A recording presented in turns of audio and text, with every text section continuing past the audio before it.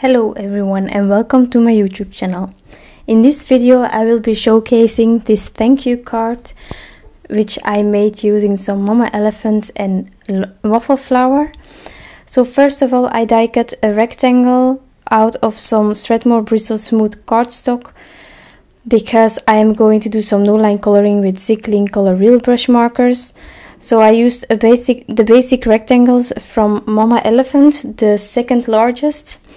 Then I decided to stamp out my images from Mama Elephant Picks Favorites, and therefore I used the Fadeout Noline Coloring Detail ink from Ink on 3.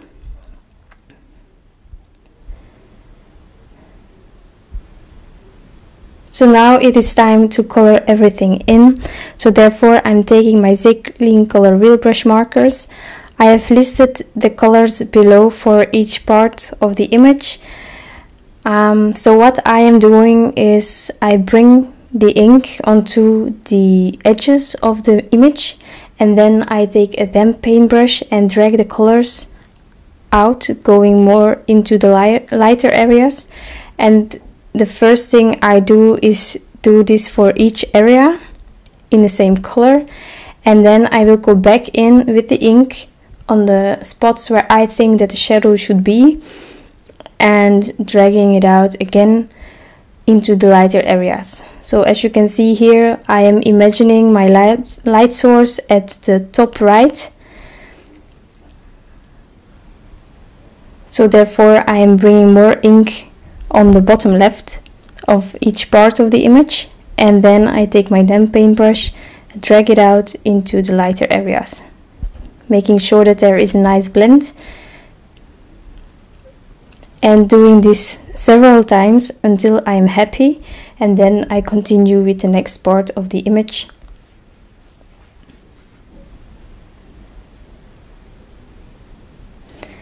As you can see, I try to always use the same color for making the shadows and such. I'm not combining 3 different colors such as I would do when I'm coloring with Copic markers. I'm just trying to figure it out with only one color. But for the cat, as you can see here, I started with pale gray, and I really wasn't happy with it because it's too light. I had no option to create shadows and depth, so in the end I will be adding 2 other colors as are listed below, but that's just further in the process. So now onto the dress. Also only one color, first going on the edges of the image, dragging it out again, and then I will be adding some more layers when everything is dry.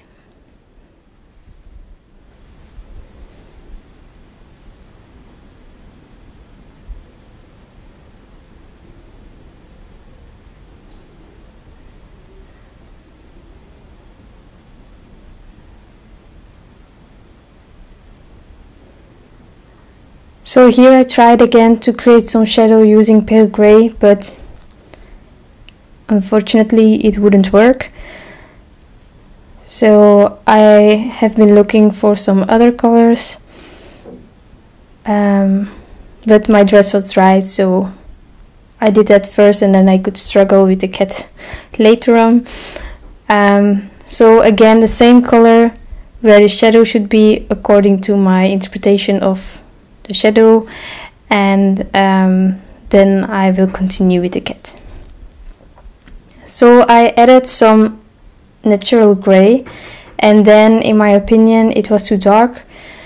I didn't mind it, but I couldn't create that flow from the darker area to the lighter area, so therefore I also took on the 094, the gray brown, to go over, actually to create that flow. And once I added that color as well, I actually was pretty happy, but I think in the future that I would just go for a darker gray to start with and then keep it at that darker gray, so not using any other colors.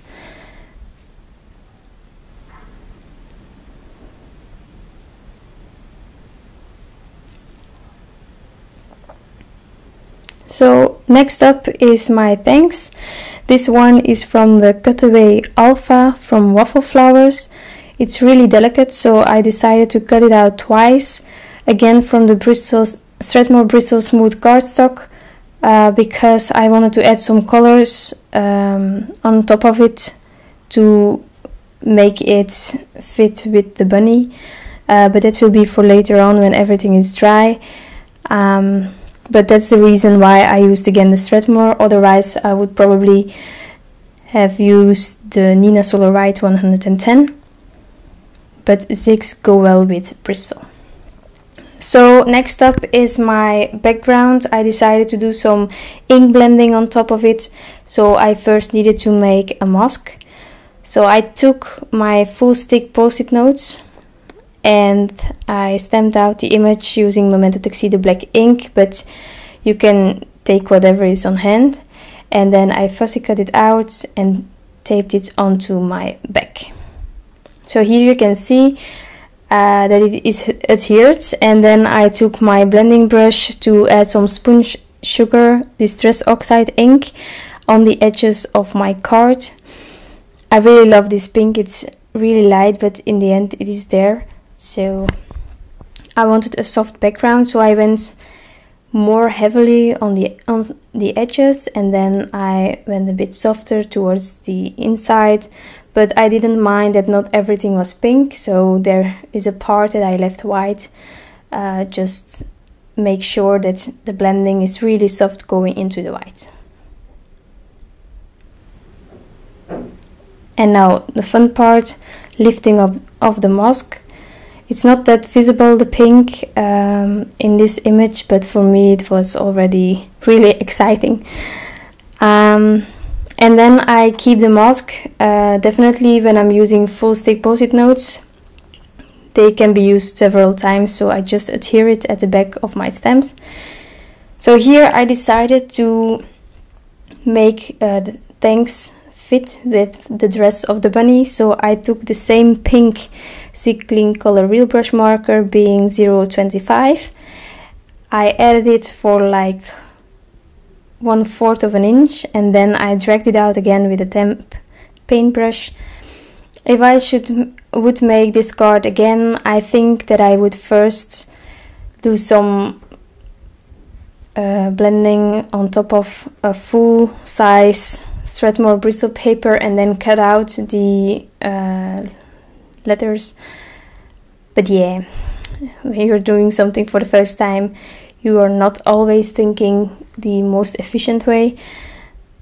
So as you can see, my mat is getting a bit inked up, but I don't mind because it's just going over with some water and paper towel, and it's clean again. So